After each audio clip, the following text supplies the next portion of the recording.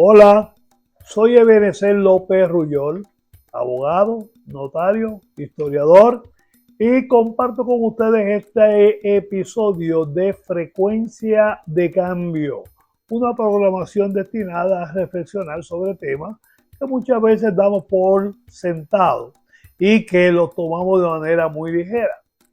Hoy es de rigor hablar un poco sobre una gesta que tuvo lugar en Puerto Rico hace ya siglo y medio, y me refiero al Grito de Lares.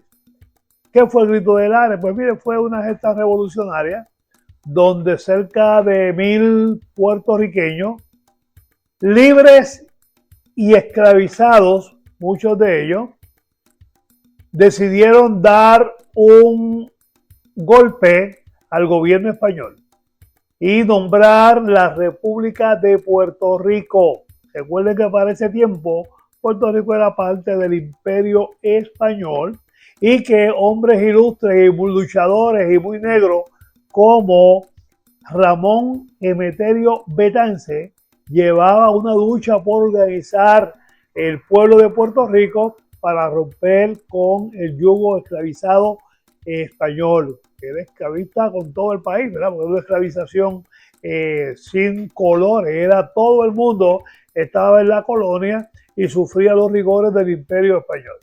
Así que Ramón Emeterio Betance, que es uno de los líderes más importantes que ha tenido la nación puertorriqueña y uno de los grandes pensadores médicos de profesión, señaló otra vez negro de color y creó una costumbre de comprar la libertad de los infantes en la pila de bautismo. Cuando los iban a bautizar allí, mediante un tipo de decreto que había, él pagaba un dinero y ese infante quedaba libre, no iba al régimen de esclavización.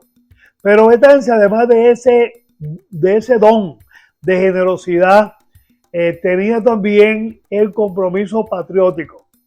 Y en su análisis y pensar de la realidad puertorriqueña de entonces, de esa opresión bárbara que ejercía España sobre los puertorriqueños, los criollos como se les llamaba, decretó, Betance pensó, Betance conceptuó un documento que se llama Los 10 Mandamientos de los Hombres Libres. Y es interesante porque esos 10 mandamientos, cuando vamos a verlo, yo invito a que usted los busque a través ahora de la magia del internet, todos tienen que ver con las personas esclavizadas. El primero de ellos era la abolición de la esclavitud. Y hay que tener eso bien claro. La abolición de la esclavitud no era fácil.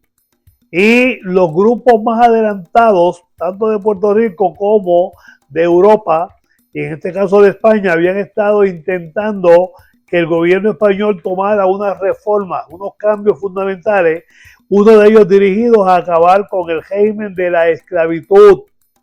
Y eso estaba detenido en el equivalente del Congreso español en nuestros días.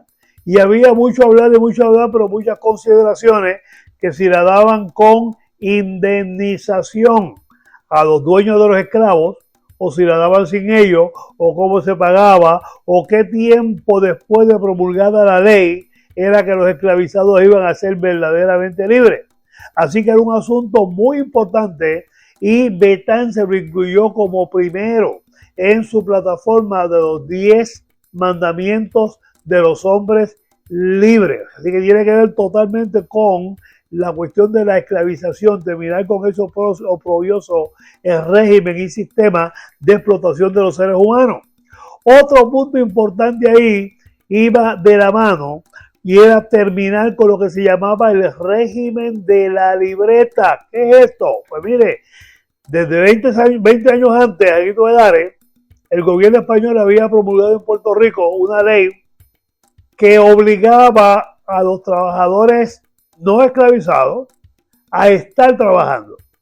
Y si un trabajador no esclavizado o trabajadora no esclavizada no estaba trabajando para alguien, el gobierno, el municipio, tenía la autoridad de arrestarlo y someterlo a trabajar en algún tipo de obra pública, pagándole un sueldo más que miserable. Así que eso es bien importante porque habían dos grupos humanos grandes, los esclavizados por un lado, obviamente negros en sus diferentes matices, y los, no eran asalariados, eran los jornaleros, que eran personas que trabajaban para quien los empleara por un salario muy mínimo, pero que en este caso es importante entender que el gobierno obligaba a ese ser no esclavizado a trabajar. Tenía que estar empleado y si no el gobierno lo arrestaba y lo sometía a trabajar en obras públicas, repito, por una compensación realmente irrisoria. También la libertad de prensa, la libertad de culto, la libertad de organizarse en partidos políticos y en otras maneras. Es parte de esos 10 mandamientos que Betances escribió, promulgó y que obviamente no tuvieron, no se concretaron, no se cristalizaron porque la revolución de Lares no tuvo éxito. Hay que señalar que esa revolución estaba programada para ser simultánea con un movimiento idéntico en Cuba, que se iba a llamar el Grito de Yara. Pero por diferentes razones, la idea era tener muy ocupado el gobierno español por las dos revoluciones. Por diferentes razones, el Grito de Yara se aplazó y el de Puerto Rico, el Grito de Lares, hubo que adelantarlo porque hubo unos chotas que estaban hablando y diciendo y expusieron el movimiento y la causa y el nombre de los líderes, y obviamente ya era inminente que el gobierno español iba a arrestar a los que estaban organizando y dirigiendo el movimiento y a muchos más. Así que Lares para la nación puertorriqueña, y no estoy diciendo para los independentistas, para la nación puertorriqueña es un gran puntal histórico, porque es un momento en que el pueblo de Puerto Rico, en este caso representado por una pequeña población, toma la decisión de definir su rol político y su situación política. Toma la decisión de no seguir siendo una colonia y toma la decisión de arrancarlo, en este caso por las armas, al gobierno español. Han pasado casi siglo y medio. Todavía Puerto Rico no ha tenido la solución al problema de su estado político.